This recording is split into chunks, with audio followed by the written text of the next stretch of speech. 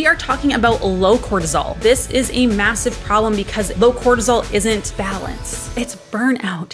When we bring our cortisol back to where it's supposed to be, whether it's high, whether it's low, our thyroid starts to wake back up. Our body gets better at burning calories again. We're not as tired anymore. It can take food and turn it into fuel instead of storing it as fat. So what causes this low cortisol? Hello, everyone, and welcome back to the latest episode of the Metabolism and Menopause podcast, where we help you understand this new body of yours.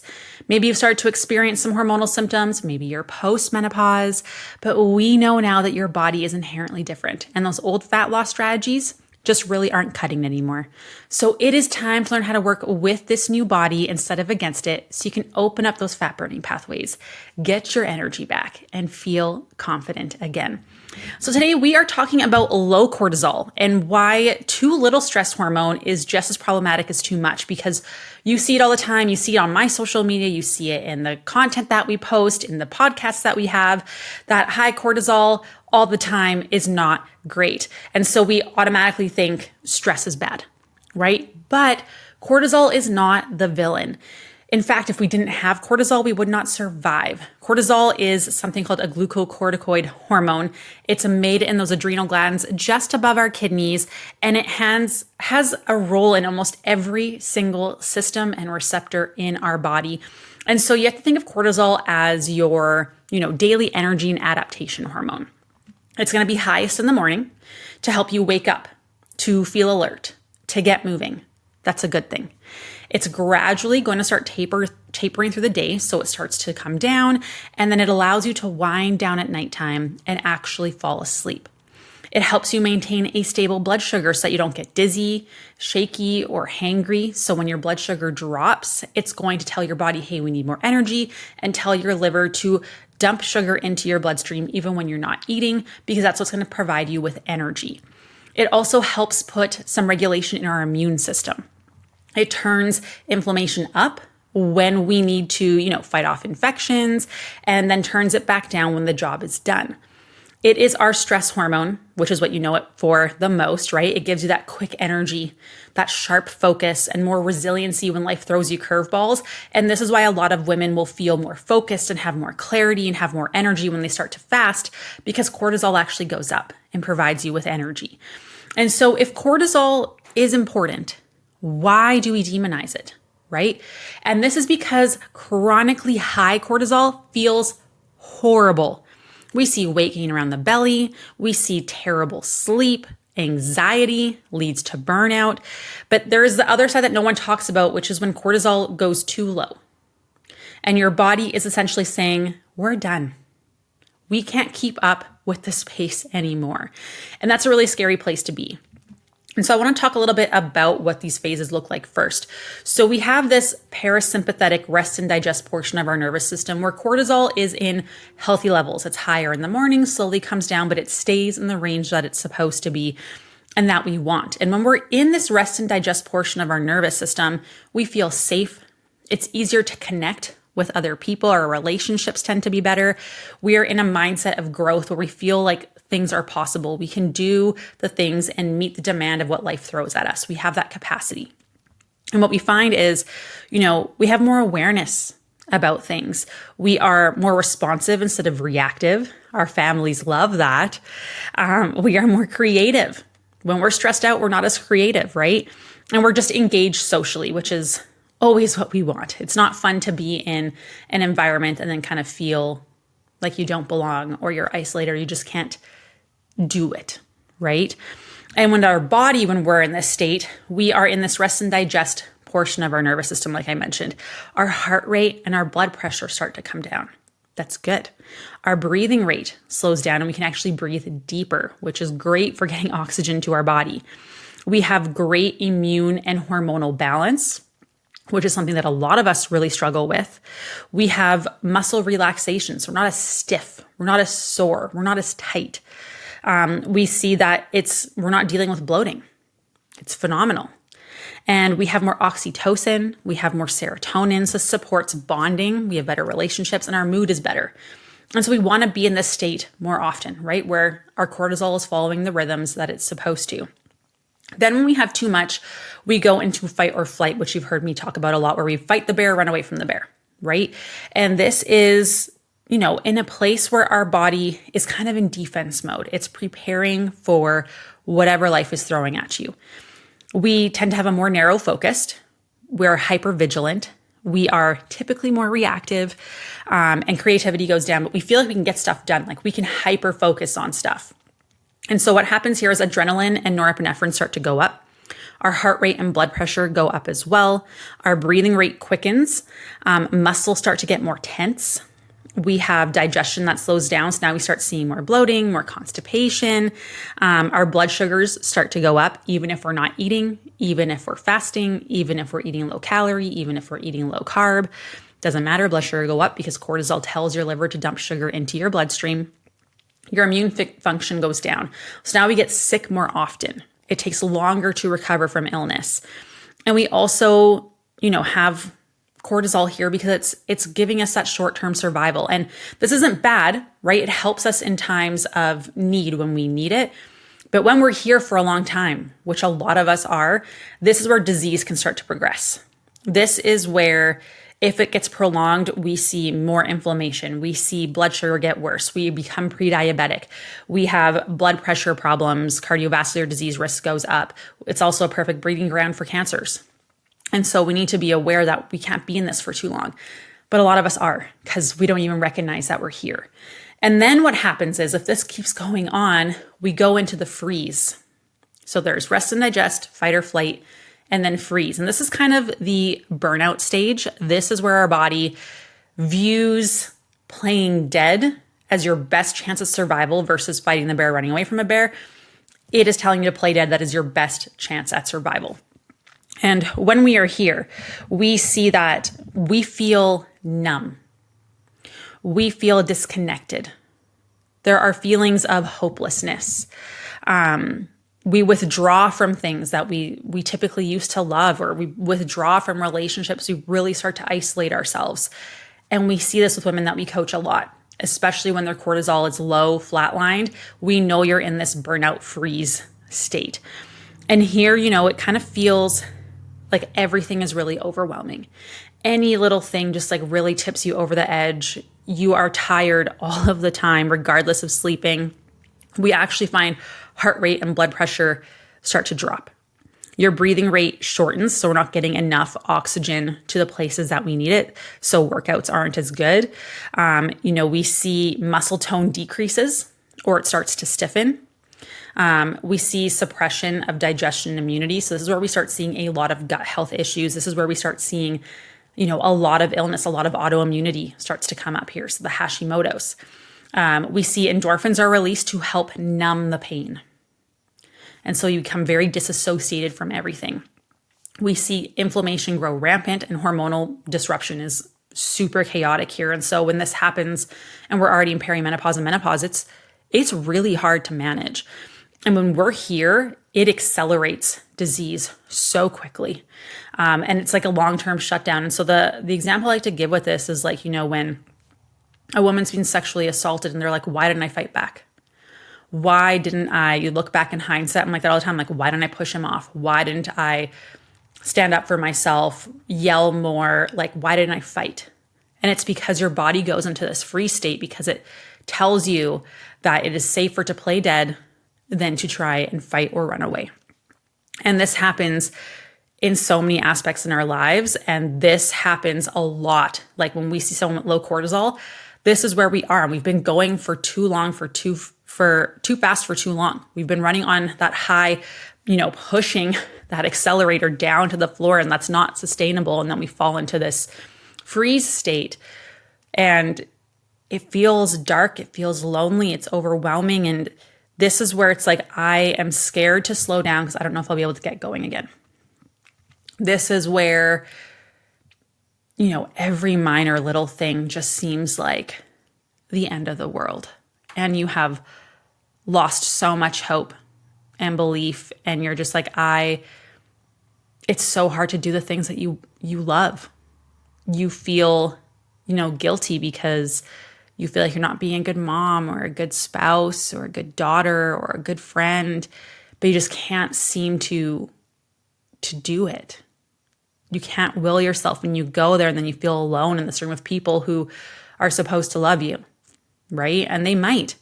But we're in such a state of this burnout, low cortisol, that it's really hard. And then we start dealing with things like Hashimoto's, right? And so what does this low cortisol really mean? Like that's kind of explains a bit there. But, when we're looking at a Dutch test, we want that healthy curve, right? This is where we see that flat line. And this is where, your body just can't use it. It doesn't have the ability to produce energy anymore. And so you wake up feeling really groggy, even if you slept a lot.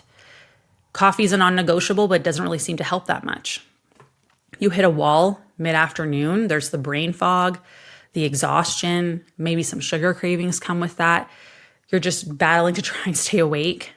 You feel wired but tired at nighttime. Like you are so physically exhausted. Like so exhausted, you feel like you can't function, but so restless that you can't fall asleep or stay asleep. It's just a super restless night. The stress rolls off you the wrong way. Instead of like firing you up and you're like, I can do this, you just shut down. You feel overwhelmed. And it's very easy to fall into that victim mindset of like, everything's out of my power, everything's out of my control. And we fall into this loop of hopelessness. And your progress stalls. Obviously, right? You feel like you're doing everything and your body's just not responding. And it's not because you're lazy. It's not because you don't have the willpower, right? It's your physiology. Your HPA axis, that stress response system, your brain and your adrenals communicating, it's so worn out. That road has been driven so much that there are potholes and bumps and everything. Your dial has been turned down. Right? You can't, your body literally can't produce it anymore. It's not getting the signals. And so what causes this low cortisol? Because we see a lot of different reasons that this can happen. And unfortunately, it's something that we see a lot. I mean, I was in a place where, we looked at my Dutch test and I was teetering on the edge of, we're looking at how much my body's producing versus breaking down. And it's not, my body was screaming for me to turn the brake on, to slow down. And so that's where I was headed. And I'd have moments where it did feel like I just didn't have it in me, right? And so how do you actually get to this place? It's never just one big thing. It's death by 1,000 cuts. And then it's just like, the straw that broke the camel's back. The first one is obviously chronic stress and overload. Your adrenals are like a muscle. They can handle short bursts of intensity. But if you never rest them, they can't do it. They're exhausted. They're fatigued, right? Like you can't sprint for a very long distance. It doesn't work that way. And the stress comes from so many things, from work deadlines, parenting, taking care of everybody else, financial worries, undereating, overexercising, poor night's sleep, being the taxi mom, dealing with stupid John from work, right? Like trying to be a good wife. Like the roles and expectations and the things that we put on ourselves now is way more than we were ever supposed to do. And then we're adding in the things happening in the world, and we're adding in scrolling on social media and feeling disconnected and not having community anymore, and not feeling close with your family or your spouse or your friends. And, we're inside all day. We don't see the sun, and it's so much. And, it just keeps growing and growing and growing. And cortisol is just like pumping through your body, trying to get you to just keep going to the next thing, the next thing, the next thing, until, the system just slows down because it just can't keep up anymore. And a lot of us are like, well, my stress used to be worse. It doesn't matter. Your body is still having to recover from the years of abuse that we've been through, self-inflicted or not, right? And we also have to acknowledge that as our hormones decline, before we could handle a lot, it's like we had this huge bucket that we could handle of stress. As hormones decline, that bucket gets smaller. So you feel like you haven't changed anything. And now all of a sudden you're struggling, but you haven't turned down the nozzle. And so that bucket just keeps overflowing because the rate of which we recover to which we put in stress doesn't match anymore because the bucket is smaller. And so we have to adjust because you may not have made any physical or like external changes, but internally things are changing on you. And so we need to work with that. And that's not something you can fight against. You have to work with your body. The next thing that results in low cortisol is actually blood sugar instability. Every single time your blood sugar crashes, cortisol comes into the rescue because your body goes, oh my gosh, I need more energy. Cortisol goes up, tells your liver, dump sugar into the bloodstream, brings your sugars back up so that you can, meet the demands of life. And the thing is we do this so much because we fast, we skip meals, we work through lunch, we don't actually eat enough food, so our blood sugars drop. We are, just dealing with so much in the stress of everyday life. Your body goes, I need more energy to meet the demands of whatever. It doesn't know that you're just sitting down, upset your deadline got pushed up. Your body perceives it as a stress. That stress requires energy to deal with. And so your body just dumps sugar into your bloodstream. And so, if we're constantly under eating and skipping meals and living on caffeine and, cutting out our carbohydrates, and then when we do decide to have carbohydrates, we have copious amounts because we're having cravings because we never have them in our diets. We're working overtime. We're not sleeping. And of course, your blood sugars are going to be all over the place because cortisol is going to be high to try and support you through that, which over time is going to lead to them, decreasing their output. Over exercising and under fueling is the next one. This one is huge for women in midlife because we're already doing this for the majority of our teens, our 20s, our 30s. And by the time our late 30s and early 40s come around and we're already going through perimenopause, we're already in such a position where our body isn't optimal because we've abused it for so long and those hormones decrease. That bucket is so tiny of what we can tolerate. We've done years of endless HIIT and long cardio and the boot camps, but we don't have the fuel, the food to actually, meet those demands. The recovery doesn't count. It's not enough. And so what happens is it feels like you're doing more all the time. You're doing more to try and get more progress and see the results, but it is training your adrenals to bottom out. Exercise is a stress.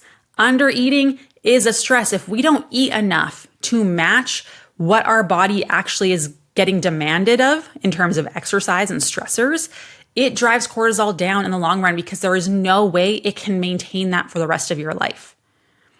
Sleep deprivation, circadian disruption. This is a big one. Cortisol follows a rhythm. Higher in the morning, decreases as the day goes on, and then rises in the morning to wake you up. It's a beautiful cycle. But the cycle depends on sleep. If you're scrolling in the evening, if you are waking up too early, if you are tossing and turning, if you are not eating enough, that curve flattens out. Night shifters, the people who work as paramedics and nurses and doctors and firefighters and all the people that we so desperately need in this world, a lot of them come in with brutal cortisol curves because their rhythms are so disrupted from sleep. And so those people have to be even more intentional when it comes to recovering. It is so important. Otherwise, you are going to feel stuck. And there is a lot of stuff that's in your control that you can do, even if, swapping from days and nights isn't in your control. There's a lot of stuff that we can do on your days off and also during your night shifts to really set yourself up for optimal recovery so that we're not, taking such a hit on your adrenals. Inflammation and illness, chronic infections, gut dysbiosis, the bloating, right? Autoimmune flares. They keep your immune system on. It is constantly on guard fighting, and that is exhausting on your body. And cortisol is trying to regulate that fire, but the fire never goes out because we're constantly combating something. There's things causing inflammation, and a lot of the time it's high stress and not enough sleep and not enough food. And so what we see is your output weakens because you've been fighting stuff for so long. And this is where we see the progression of autoimmune conditions. And then, of course, under eating and the nutrient deficiency that comes with that, because cortisol is built from cholesterol and it's supported by B vitamins, vitamin C, magnesium, sodium, potassium. And if you've been restricting calories, if you've been restricting fats or salt, you don't have the raw materials to help make cortisol, let alone your other hormones. And so it's never just one thing that causes this low cortisol. It is high stress for so long, asking so much of your body and never taking the time to slow down and to recover, because the world nowadays tells you that you have to be the best mom, the best wife, and have a career and do a bajillion things. And they say that we can do it all, but what if we don't want to do it all? Right? What if we don't?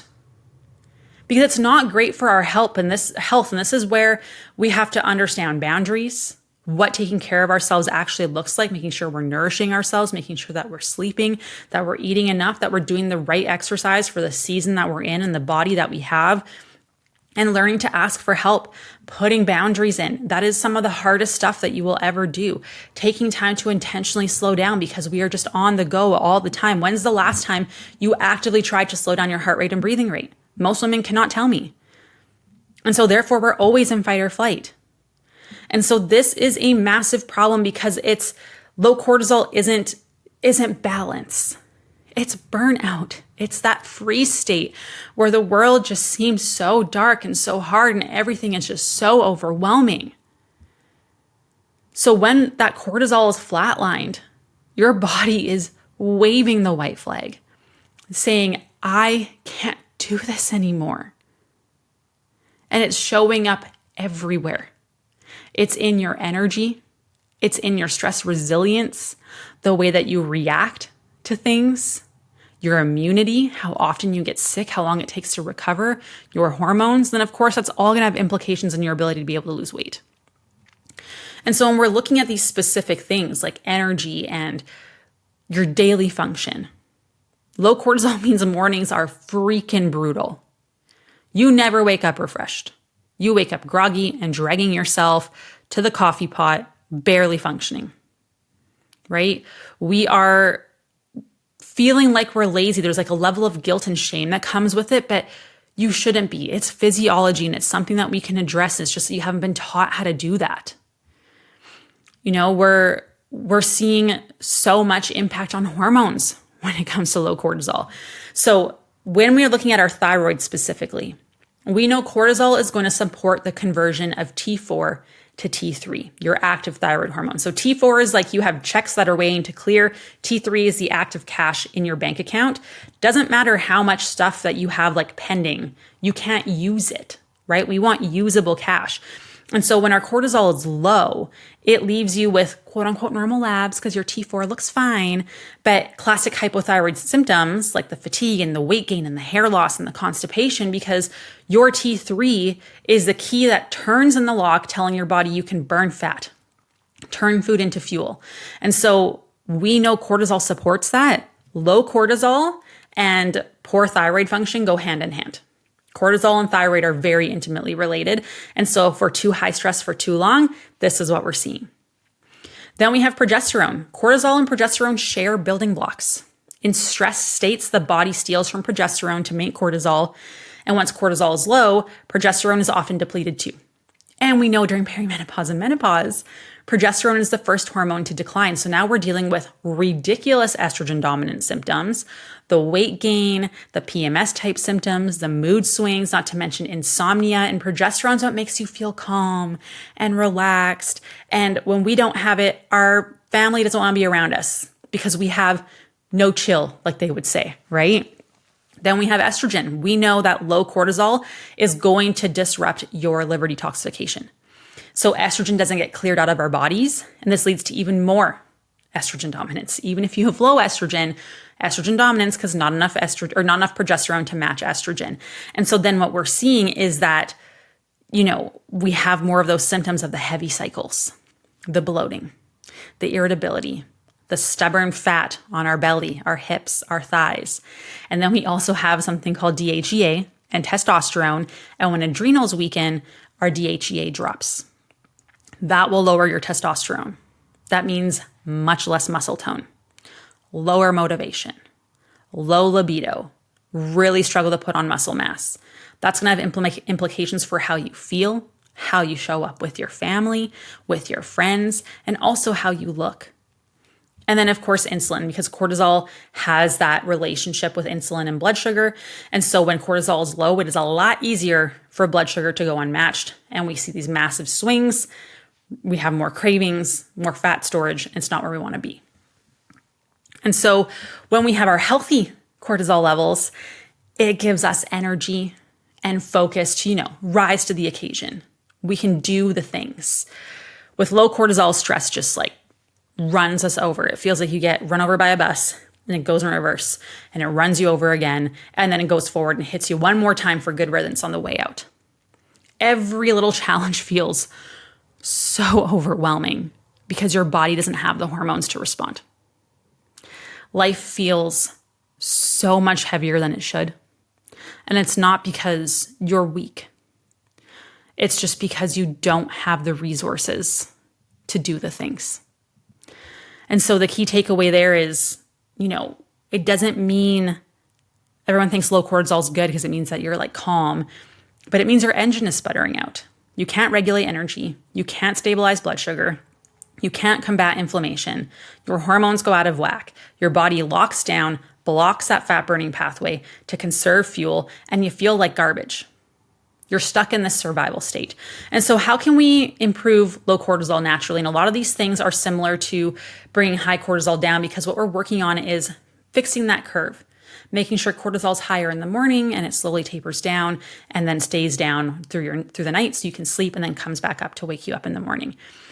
So we're going to look at nutrition. We're going to look at exercise. We're going to look at lifestyle rhythms. So the first is nutrition. Eat balanced meals consistently. Y'all are going to get so annoyed. Why did I say y'all? I'm not Southern. Anyways, that just happened. Okay. One take Tina, this is what you get. You eat balanced meals consistently. You guys are going to get so sick of me saying this. Every single meal should have protein, should have complex carbs, and healthy fats. Okay. This is going to help keep your blood sugar steady, which supports healthy cortisol levels. Because when our blood sugars aren't stable, cortisol has to come in to try and help us. And so, you want to make sure that we have, eating most of our protein first and our veggies before dipping into our carbs to help stabilize those blood sugars a little bit more. So let's say you're having a sandwich. Awesome. Have some veggies and dip first. Okay. You want to have some pasta. Amazing. Have a side salad first. Eat some of the protein off your pasta first. Make it super simple. Ask yourself, how can I have some veggies or protein first before dipping into my carbs? Keep it simple. We don't want to skip breakfast. We want to eat within 90 minutes of waking. That's going to help bring your cortisol to where we want it to be. We're not seeing crazy spikes because of unstable blood sugars. And so we want to eat within 90 minutes of waking, having 25 grams plus of protein at that meal.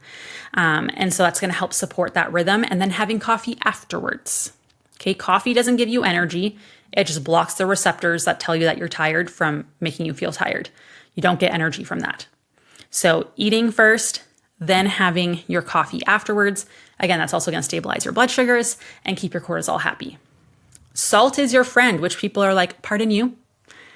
Yes, low cortisol often comes with low blood pressure, dizziness, and salt cravings.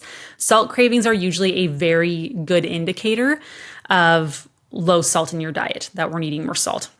It's something we see a lot, actually. I did a whole podcast on cravings a couple of episodes back again that you can go tune into about what different cravings mean and what you actually need and what your body's trying to tell you. And so when we are looking at salt, if you're someone who eats a lot of highly processed foods, you'll probably be fine because there's a lot of salt in there. But if you're someone who makes most of your meals at home, it's very easy to not get enough salt. So just sprinkle some salt on your meals. Not a big deal. You could also get some electrolytes to help with sodium, potassium, magnesium to help stabilize fluid balance as well.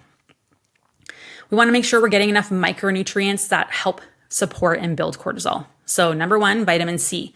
Eat more foods that are citrus, bell peppers, strawberries, things like that. B vitamins.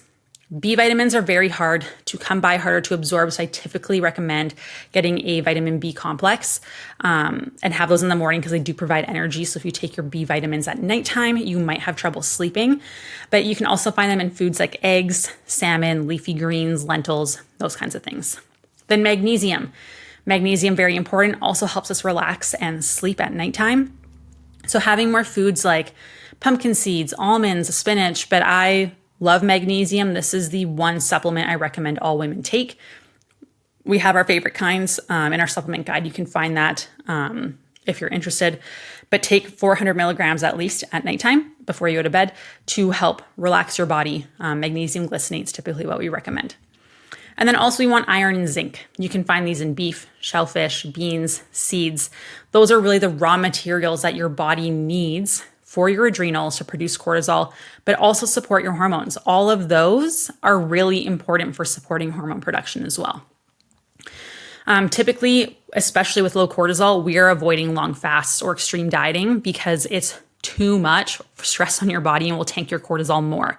So extended fasting, cutting out your carbohydrates, under eating, not a great option here. Doesn't mean that you can't do that eventually.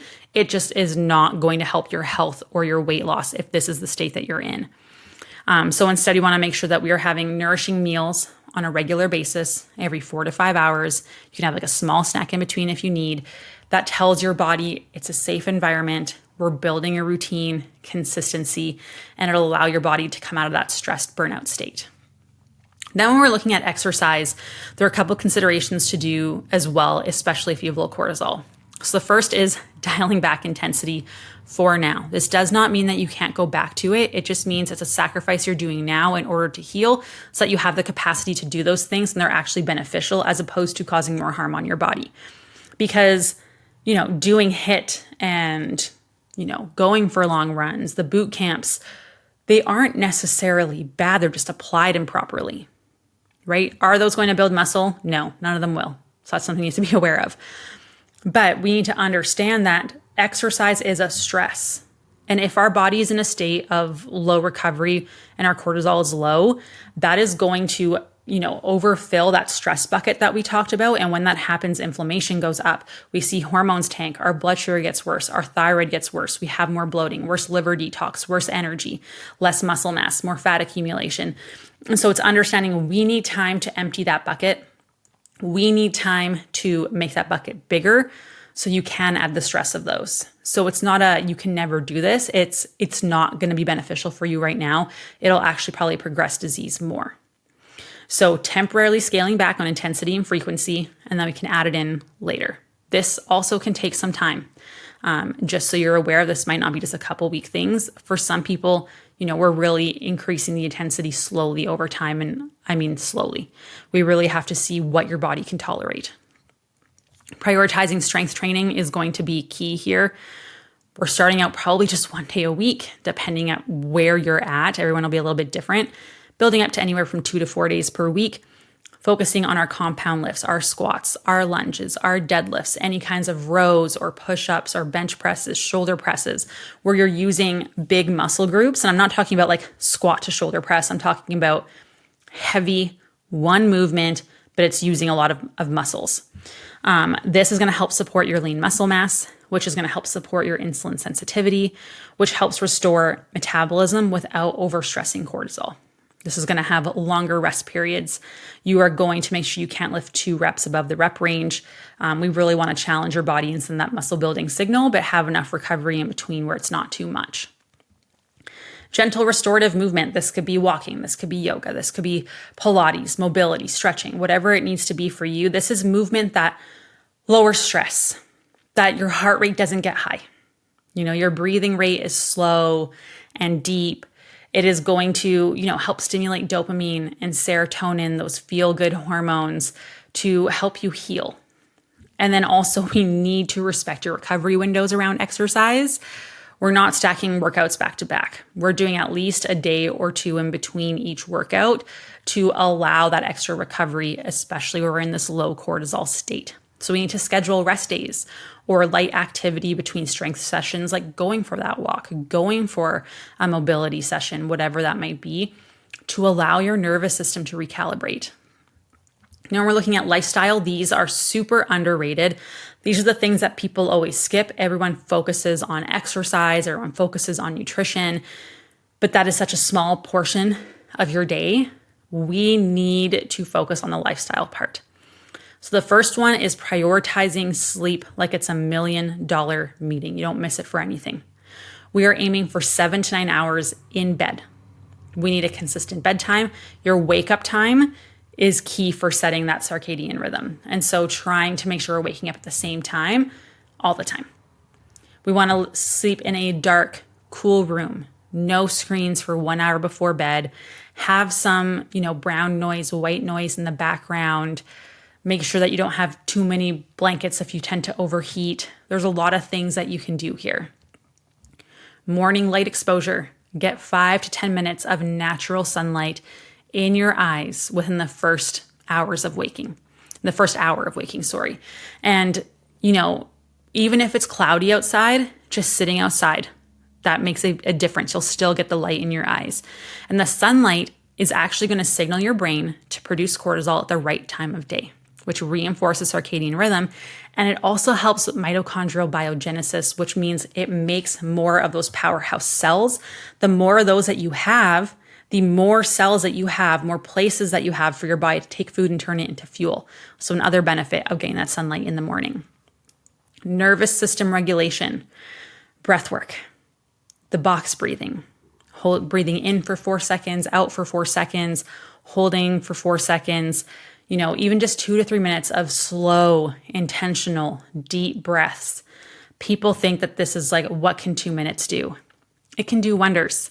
I've done it on my Oura Ring. I've seen where it drops my stress rating, my heart rate, my breathing rate substantially in just 3 minutes. And so we need to allow our body those times of recovery. But usually we're just go, go, go all day. Doing some grounding, barefoot in the grass, quiet time in nature. Go for a walk without headphones in. Hear the noises, look at things, observe it.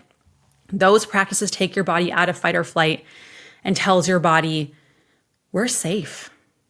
It's okay. We can relax. But we never take the time to do this anymore. Boundaries and margins. This is probably the most challenging part for women. Chronic people pleasing, always overworking, always on. Those are cortisol killers. They keep our cortisol so high until we can't keep up anymore. And so we need to start with smaller boundaries. Saying no, once this week. Do you actually want to do that thing? Block out 15 minutes for rest.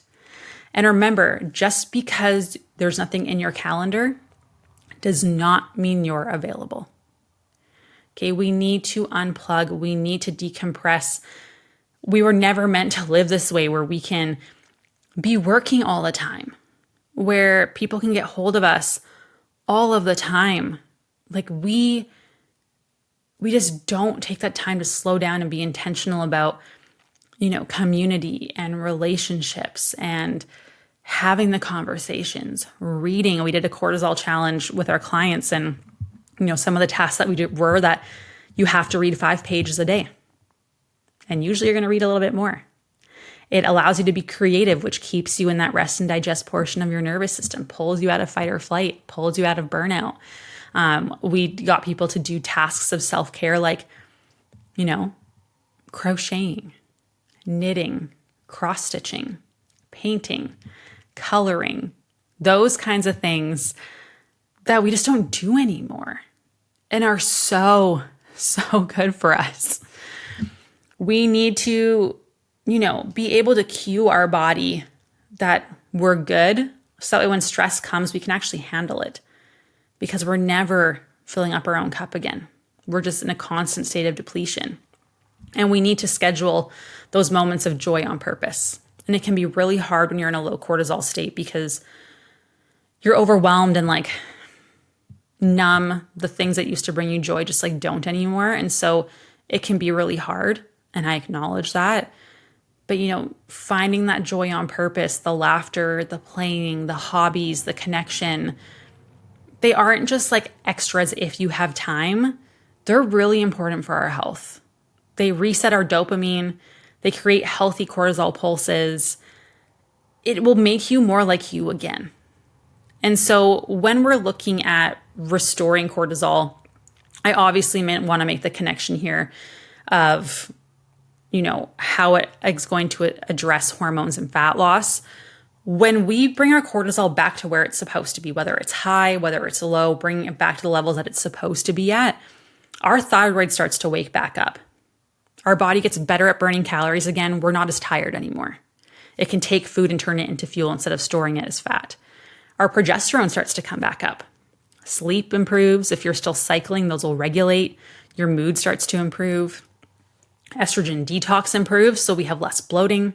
If you're still having periods, those will feel a lot better. We'll see some reduction in belly fat, which is great. Our body becomes more sensitive to insulin again, which is awesome. We all want better fasting insulin levels in A1C.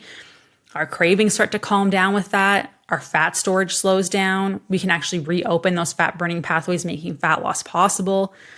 And you can actually build muscle again. You can finally build and tone and strengthen again. So low cortisol doesn't just make you tired, right? It blocks your fat loss. It disrupts your hormones. It keeps you stuck, but it also makes you a shell of yourself. And I think that's one of the hardest things to see, because you can see it in people. I have conversations with people, like you see it. And it's because we've been so high stress for so long and we're so afraid to stop, or we don't think that we can go back and say no to things anymore when you absolutely can. And so this is such a huge part of healing, because you can have the perfect calories, you can have the perfect macros, you can have the perfect workout plan. But if you're not addressing this, you are going to stay stuck. You are going to stay frustrated. You're going to be overwhelmed and eventually just become the shell of yourself. And we never want to see that happen. And so if you do have low cortisol, I don't want you to feel like this is a life sentence. It's a signal.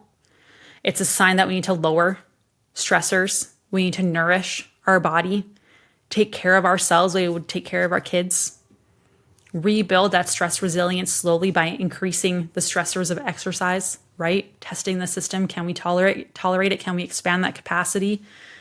You know, as things improve, you're going to have your energy back again. You are going to have your hormones back again. You are going to have a metabolism that actually burns fat. You're going to feel like you again. And it is the most rewarding and beautiful part. You know, it's a longer journey than if you're just dealing with high cortisol, for sure. There's a longer healing process. But you know, when we get to witness it, it's one of my favorite things. And so I hope this was helpful. Make sure to share this with any women that you think could use this information. If you feel like this might be you and you just feel so overwhelmed and have no idea where to start, just book a consultation call. Those are free. We assess things for you. We calculate where your calories should be, if there's adjustments in your lifestyle or nutrition or exercise that we can give you. And then we send over some resources to help you on your journey as well. So you can kind of get started on your own, because you need to start. Because otherwise things will never change. I love you so, so much. And I will talk to you soon. Bye.